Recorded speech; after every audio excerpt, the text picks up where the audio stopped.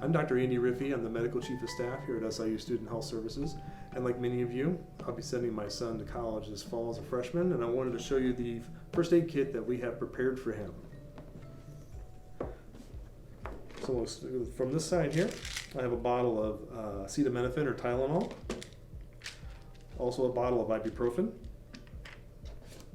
some couple different basics of tapes or wraps. We got some self-adhesive curlex wrap or some clear plastic wrap here. Also have a couple types of ACE wraps. These are two different sizes. Sometimes it's nice to have two different sizes, but you wouldn't necessarily have to have both.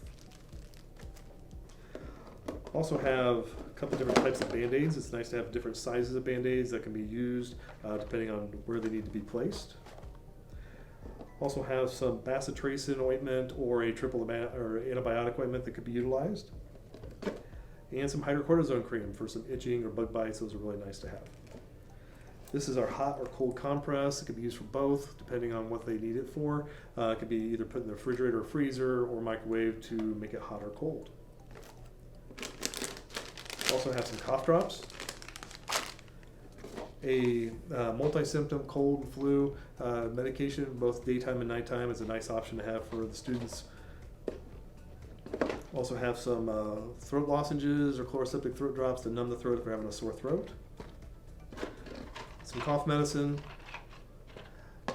Also in this one I've included some allergy medication. A lot of these students have allergies when they come to Southern Illinois. Daily allergy medicine is nice to have as well.